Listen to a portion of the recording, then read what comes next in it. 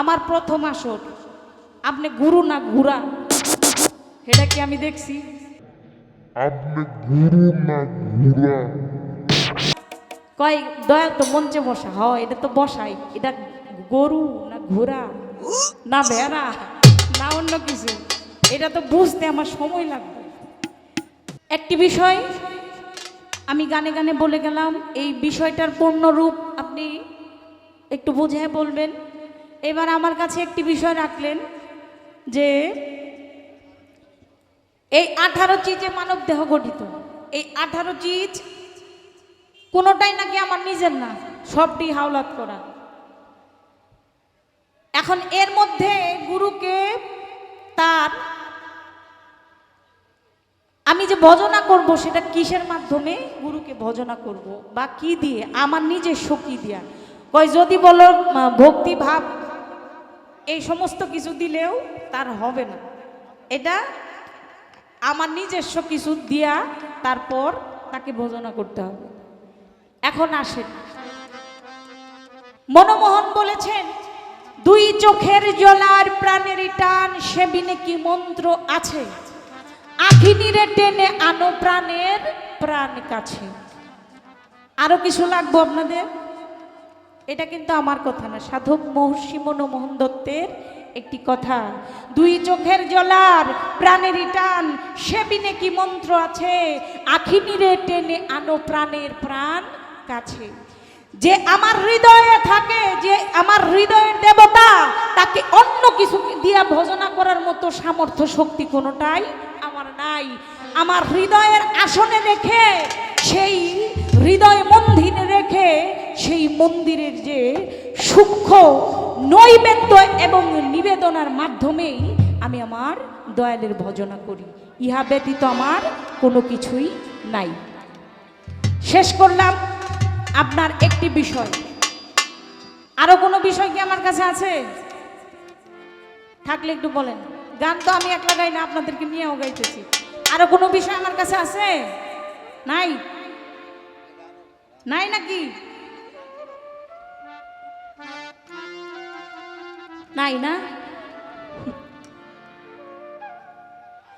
আরেকটা বিষয় আছে, আপনারা শুনেন নাকি?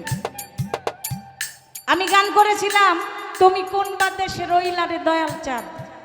কয় জীবন্ত দয়াল মঞ্চে বসা, তারে রাইখাও তুমি এই গান গাইলা, তোমার এই গান হইছে না। এই যে একটা কথাই আছে না, কয় গায়ে মানে না আপনি মরল। হ্যাঁ, আমার প্রথম আসর আপনি গুরু না ঘুরা এটা কি আমি দেখছি? হ্যাঁ কি গো? হ্যাঁ গরু না ঘুরা এটা কি আমি দেখছি? একটা মানুষ আর একটা মানুষের সঙ্গে প্রথম পরিচয় কি হয়? আপনি কেমন আছেন? কয় ভালো আছি। আপনি কেমন আছেন? কয় আমিও ভালো আছি। তো এই আলাপ পরিচয়ের মধ্যে দিয়েই তো আমরা একটা মানুষ আর একটা মানুষের পরিচয় পাই। তা আমি প্রথম আসরে আমার ভজনা দিয়ে আমি ডাকছি তুমি কোন বা দেশে রইলা রে দয়াল চাঁদ, তোমায় না দেখলে বাঁচে না আমার প্রাণ। এখন আপনি যে হেই দয়াল, আপনি এটা মানলেন কেমনে, বুঝলেন কেমনে? হ্যাঁ কি গো, পয়েন্ট আছে না? আমি আমার দয়ালকে ডাকছি, কয় দয়াল তো মঞ্চে বসা হয়, এটা তো বসাই, এটা গরু না ঘোড়া না ভেড়া না অন্য কিছু, এটা তো বুঝতে আমার সময় লাগবে। আপনি ততক্ষণ পর্যন্ত হৃদয়ের মণিকোটায় স্থান পাবেন না যতক্ষণ পর্যন্ত আপনি দয়ালের যে দয়া আছে সেই দয়া আমার উপরে বর্ষিত না করবেন, ততক্ষণ পর্যন্ত আপনি দয়াল হতে পারবেন না। যিনি দয়াল হয় তিনিই দাতা হয়, আর একজন দাতার কাজ সে তার গুণের মাধ্যম দিয়ে প্রকাশ করে, জোর করে না। কথা সত্য? হ্যাঁ, আমি কথা এইখানে রাখলাম, আর বাড়াবো না।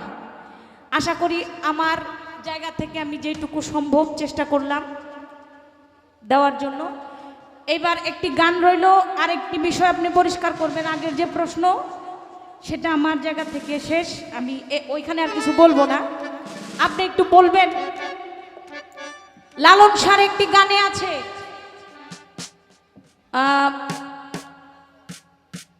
18 মোকামের মাঝে জ্বলছে একটা নূরের বাতি, এ বড় আজব কুদরতি। আপনারা কথাটা একটু খেয়াল করে শুনবেন। 18 মুকামের মাঝে জ্বলছে একটা নূরের বাতি, এ বড় আজব কুদরতি। এখন দেহের মধ্যে 12 বুরুজ, 12টা বুরুজ। আগে কিন্তু জিজ্ঞাসা ছিল 12টা মঞ্জিল। এইবার আপনার কাছে আমার জিজ্ঞাসা, এই দেহটার মধ্যে 7তম আসমান, 7তম জমিন। হয়তো আমি পরে আর সময় পাবো না জিজ্ঞাসা করে বইয়া পড়ি, আপনি জবাব দিয়ে বাড়িতে যাইয়েন, আমি বলবো যে হ্যাঁ শুনছি। আপনি একটু বলবেন, দেহের মধ্যে 12 বুরুজ, 18 মুকাম, 7তম জমিন, 7তম আসমান, অর্থাৎ নাভির উপর থেকে 7তম আসমান বলা হয়, নাভির নিচ থেকে 7তম জমিন বলা হয়। এর মধ্যে নূরের একটা বাতি, এটা সর্বদাই ঝিলিক দিচ্ছে। এই বাতির কিছু সাধন প্রক্রিয়া আছে, সেই সাধন প্রক্রিয়াগুলি যদি সঠিক হয় তাহলে তার জন্ম মরণ দুইটাই বারণ হয়ে যায়। এই সাধনার প্রক্রিয়াটাকে একটু বললেন। আর দেহের মধ্যে 12 বুরুজ, 18 মুকাম। কোথায় কোথায় আছে 12 বুরুজের আবিধানিক অর্থটা কি একটু সম্ভব হলে আমাকে এবং আমার শ্রোতা যারা সকলকে বুঝাইবেন। আর ওই যে 18 মুকামের মাঝে যে বাতিটা জ্বলে, সেই বাতিটার কিছু সাধন প্রণালী আছে। সেই সাধন প্রণালীর ধারায় সাধনা উচ্চ মার্গে যদি নিজেকে নিয়ে যাওয়া যায়, এইখানেও জালালউদ্দিন খাঁ একটি গান লিখে গেছে, রেচন পুরো কুম্ভকেতে তুমি লিপ্ত করো কাম বিকার, প্রাণায়াম অভ্যাস করো সাধন পথে মন আমার। আপনি একটু বলবেন রেচক শব্দের অর্থ কি, পূরক শব্দের অর্থ কি? এই রেচক, পূরক, কুম্ভক, কুম্ভক শব্দের অর্থ কি? এই কুম্ভক কিভাবে করতে হয়, কোন সাধনার বলে জন্ম এবং মরণ, আসা এবং যাওয়া কোনোটাই করা লাগে না। এটা একজন গুরুর দায়িত্ব, যদি না দেয় কিন্তু যাইবেন না। কি দরকার আছে না? আমার সাথে কথা বলেন একটু। জন্ম মরণ বারণ করার দরকার আছে কিনা? আছে। নিয়ে যাইবেন বাড়িতে, নাইলে গান শোনা শুধুই বিফল, কোনো লাভ নেই। উনি তো গুরু। হ্যাঁ, সময় নাই, 2টা বাজে। আমি যাই গিয়া, আপনারা আসেন শেষ করে বাড়িতে গিয়া, মানে শুনবো না যে হ্যাঁ হইছে। আপনারা নিয়ে যান কিন্তু, নাইলে কিন্তু লস হইব। একজন গুরুর কাছে এই দেহতরি, গুরুর কাছে দেহতরি কিন্তু কিছুই না, এটা তুলার মতো পাতলা। এই দেহটারে গুরু উদ্ধার করতে পারে, আবার গুরুই ভাঙতে পারে, আমার গুরুই ভাষায় দিতে পারে। সমস্ত কিছু গুরুর কাছেই আছে, যদি সে গুড়া না হইয়া গুরু হয়। গুরুর কাছে আছে, ভেড়ার কাছে না। আশা করি আজকের রাত্রে যিনি গুরু, তিনি অনেক চমৎকার একজন গুরু, ভারী মানুষ। সে অবশ্যই জন্ম এবং মরণ যেন আর না হয় সেই প্রক্রিয়াটা আমাদেরকে শিখিয়ে দেবে। এখানে রাখলাম, আর কোনো বিষয় আমি কথা বলবো না। আরেকটি গান করি, ধন্যবাদ।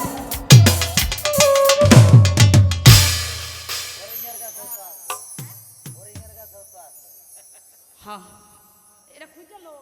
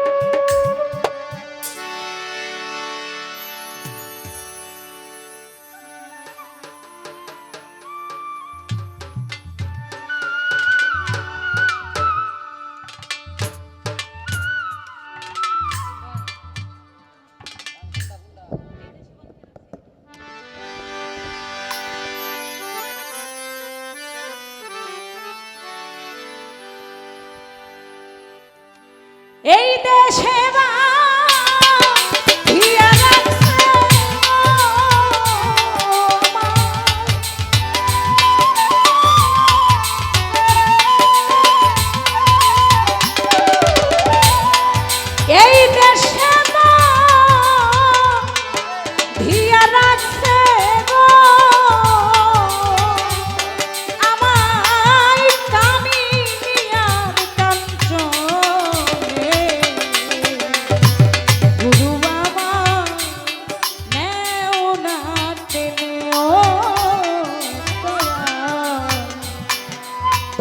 গুরু আমায় নাও না টেনে, আমায় এই দেশে দিয়া রাখছে গো, আমায় এই দেশে দিয়া রাখছে গো, ও গুরু আমি নিয়ার কাঞ্চনে, গুরু আমার নেও না টেনে, ও দয়া গুরু আমার নাও না টেনে।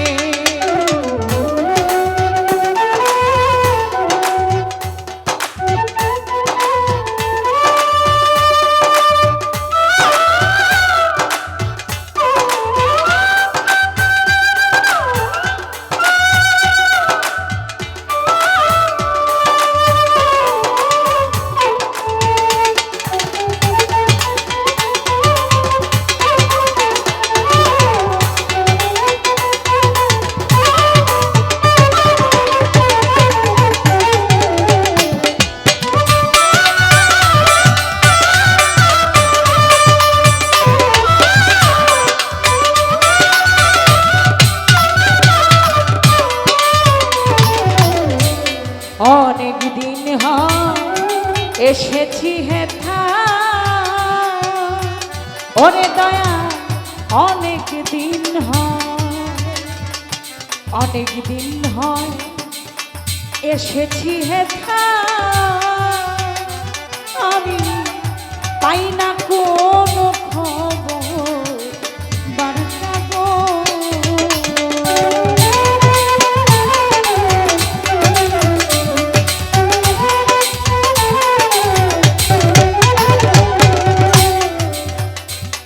অনেক দিন সঙ্গ ছাড়া,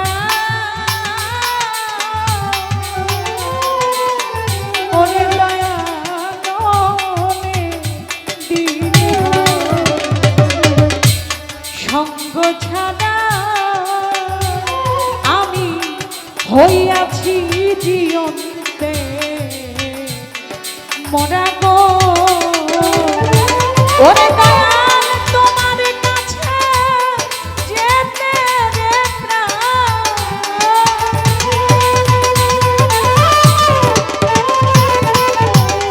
তোমার কাছে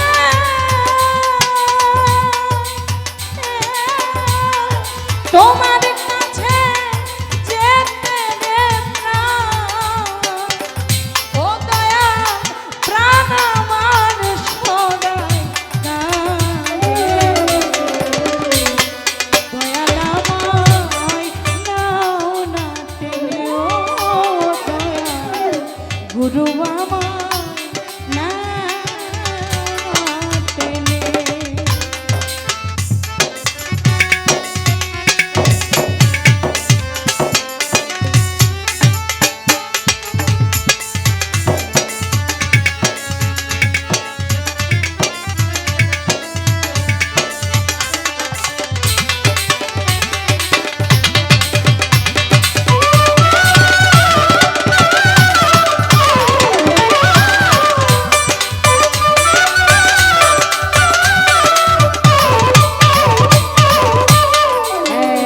কালে সেছি হেথা,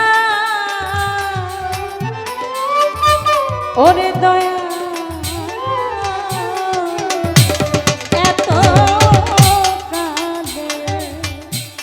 এত কালে সেছি হেথা,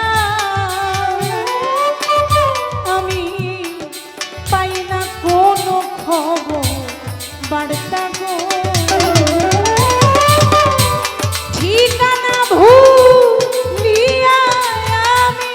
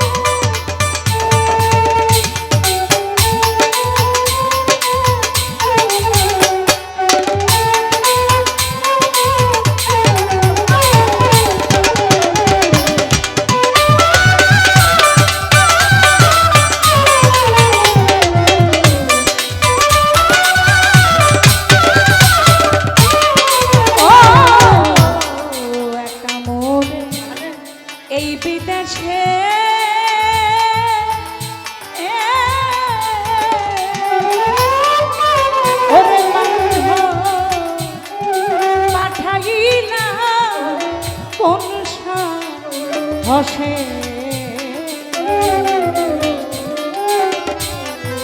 একা মোরে এই বিদেশে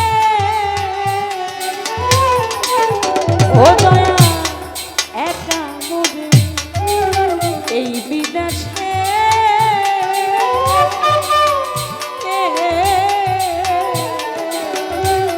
পাঠাইলা কোন হসে গো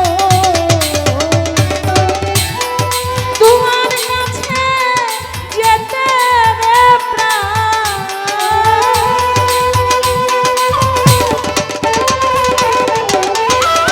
ওরে প্রাণ তোমার কাছে যেতে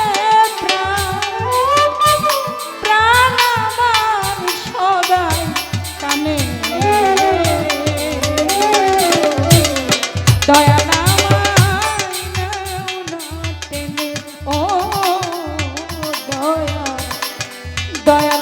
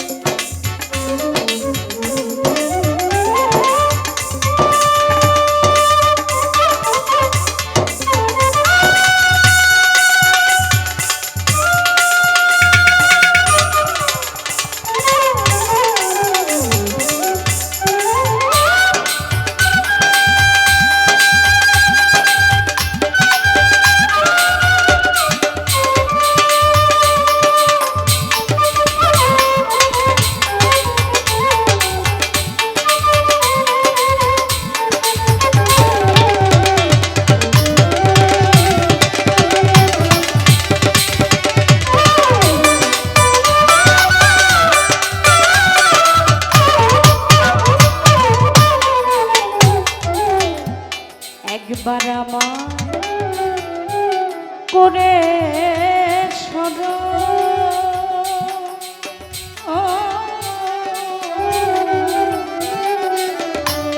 প্রাণের জানা করো বারণ রে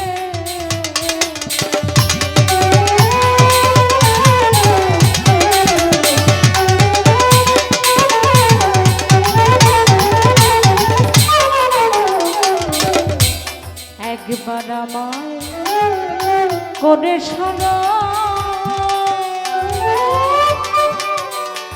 ওরে দয়া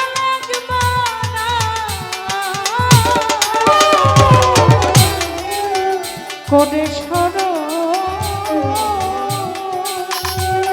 তুমি প্রাণের জানা করো বারণ রে তুমি যে না কর্ম করো